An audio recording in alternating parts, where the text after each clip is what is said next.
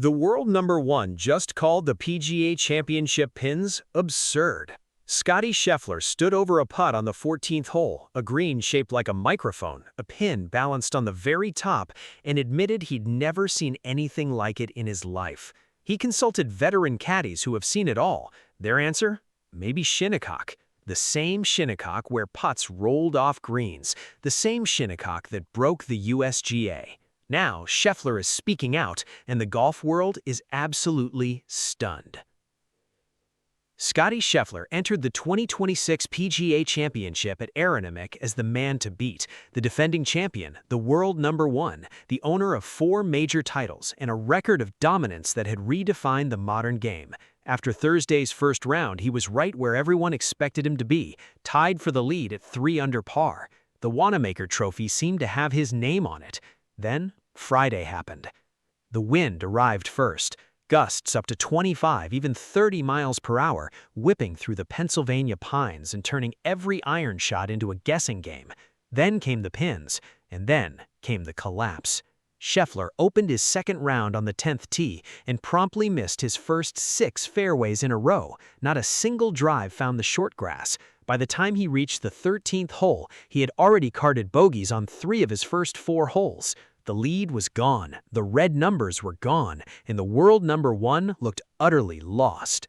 It's difficult to get the ball close to the hole. It's difficult to hole putts, especially when you have big slopes and wind. But Sheffler is a champion for a reason. He clawed his way back. A clutch par save on the 14th hole, the one with the craziest pin of them all, stopped the bleeding. A laser-guided tee shot on the par 3 17, landing just a foot and 10 inches from the cup, gave him his first birdie of the day. Another birdie at the last brought him home at 1 over 71. 2 under for the tournament, 2 shots off the lead, still very much in contention. But when Scheffler walked off the 18th green, he wasn't thinking about his score. He was thinking about the pins, and he was furious.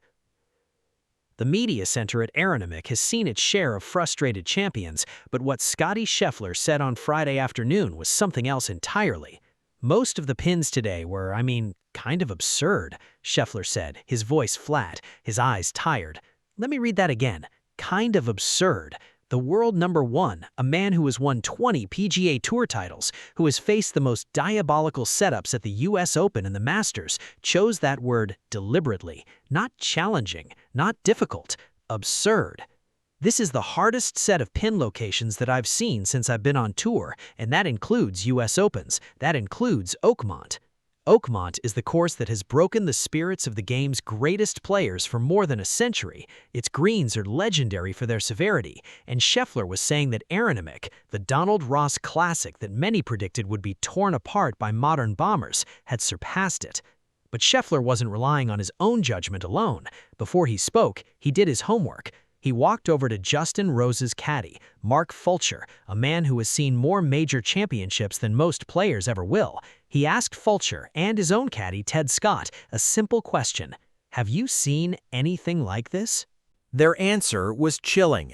Maybe Shinnecock is the only place they have seen that could compare to this. Shinnecock Hills, the site of the 2018 US Open, where the USGA lost control of the course setup and players were left hitting putts off greens. The same Shinnecock where golf's governing body was publicly humiliated for pushing the game too far. The comparison was not lost on anyone in the room. But the real target of Scheffler's frustration was not the entire course. It was one hole, a single green, a single pin that he said was unlike anything he had ever seen. The 14th hole at Aronimink is a 215-yard par 3. In calm conditions, it's a manageable mid-iron. On Friday, with the winds swirling and the greens running fast, it was a nightmare. Scheffler described the hole location in terms that would be laughable if they weren't so accurate. That was one of the craziest pins that I've seen, Scheffler said. They put the pin on like this microphone, like it was just like a high point. I hadn't seen anything like it. A microphone. The putting surface was so severely contoured that the highest point on the green, a narrow spine of grass, was the only place where the pin could be inserted. The rest of the green sloped away in every direction. There's literally just like a spine, and they're like, oh, we'll just put the pin right on top of it, Scheffler said, and you're like, all right, well, I'll see what I can do. What he could do was make an extremely good par, as he described it. He admitted that if you didn't start the ball perfectly on line, it's probably not touching the hole. Scheffler wasn't the only player who struggled. The scoring average climbed on Friday. The rounds stretched past 5 hours, then 6, as players circled greens, discussed options with caddies, and tried to find any path to the hole that didn't result in catastrophe. But Scheffler's criticism was not about the difficulty, it was about the philosophy behind it. I love hard tests of golf, but it's also the hardest game in the world, and we're trying to make it harder, and there's different ways you can do that, Scheffler said. He explained that Aronimink screens are different from the severe slopes at Oakmont or the penal contours at Shinnecock. At those courses, the severity is natural. At Aronimink, Scheffler argued, the difficulty felt manufactured. It's not as natural to the slopes that are there. There's a bit more that's, I think, manufactured into the greens, and it's just very difficult. The fact that Scheffler consulted veteran caddies before speaking was telling. He didn't want to sound like a whiner. He wanted to know if his frustration was justified. Fooch Fulcher has been on the Justin Rose bag for nearly a decade. He's worked at every major venue on the planet. Ted Scott has been with Scheffler through 2 Masters titles, a PGA Championship and an Open Championship. Between them, they have seen thousands of pin sheets. They said maybe Shinnecock is the only place they have seen that could ever compare to this, Scheffler said. But Scheffler was careful to distinguish between hard and unfair. The pins at Aronimink, Scheffler insisted, were not unfair. I think the only time in our game where it's unfair is like if you get winds starting to blow the ball off of greens. I hadn't seen that yet. The distinction was important. Scheffler wasn't accusing the PGA of America of crossing a line. He was questioning where the line should be drawn. I truly believe they could have the winning score be whatever they wanted to be. It could be over par if they wanted to be, just based purely upon pin locations. Is that the best test? Who knows? It's a different test. He paused. Then he added the line that cut to the heart of the debate. I've never seen a leaderboard like this in my life, so bunched. Let me read that again. Never seen a leaderboard like this. A record 33 players were within 2 shots of the lead after the first round. After the second round, 15 players were within 2 strokes and 42 were within 3. The margin between first place and a tie for 30th was just 4 shots. The setup had compressed the field into a single suffocating cluster. No one could break free. No one could make a statement. Every player, from the world number 1 to the journeyman grinding for status, was stuck in the same grind. That's why you see the scores so close to par, Scheffler said. The 2026 PGA Championship at Aronimink will be remembered for many things: the tight leaderboard, the punishing conditions, the 6-hour rounds. But what the golf world will remember most is the debate that Scheffler started. Was the setup too hard, or were the players too soft? Scheffler himself refused to call the setup unfair. He praised the test even as he criticized the execution. But his words, absurd, hardest I've seen, craziest pins, will echo through the sport long after the Wanamaker Trophy is awarded.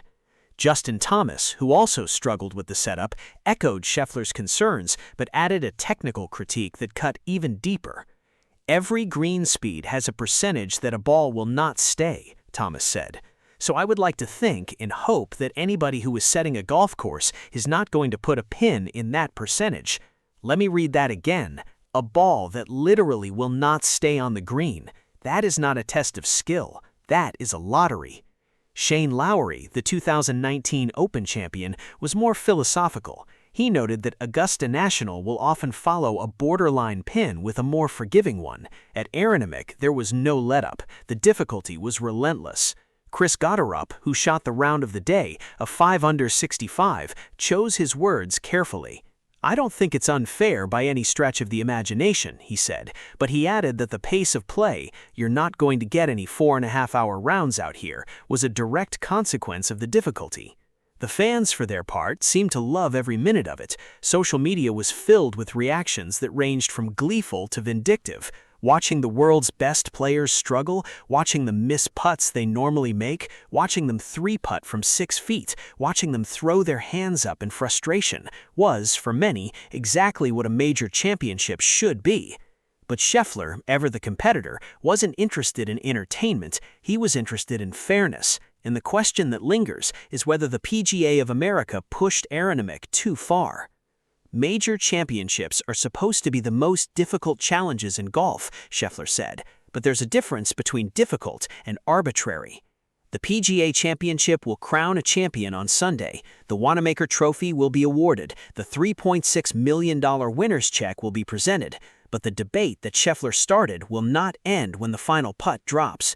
The golf world is divided, the fans are cheering, the players are complaining, and the only certainty is that the 2026 PGA Championship at Aronimink will not soon be forgotten. Scottie Scheffler said the PGA Championship pins were absurd, and the golf world is absolutely stunned. The world #1 stood at the podium at Aronimink and called the second-round pin placements the hardest he has seen in his entire career, including U.S. Opens in Oakmont. He singled out the 14th hole, a par 3 where the pin was placed on a spine so severe that he compared it to balancing a golf ball on top of a microphone. Veteran caddies told him that only Shinnecock Hills, the site of the infamous 2018 U.S. Open, had comparable setups. Scheffler insisted the course was not unfair, but he questioned whether the PGA of America had crossed a line. You believe that they could have the winning score be whatever they wanted to be. The leaderboard was the most bunched in major championship history. The rounds stretched past 6 hours, and the debate over what makes a great major setup has never been more fierce. Do you think Scottie Scheffler was right to call the PGA Championship pins absurd, or are the players just being too soft? Drop your take in the comments below, and if you want the real story behind every controversy, every bombshell, and every major championship, hit that subscribe button, because the 2026 PGA Championship is far from over.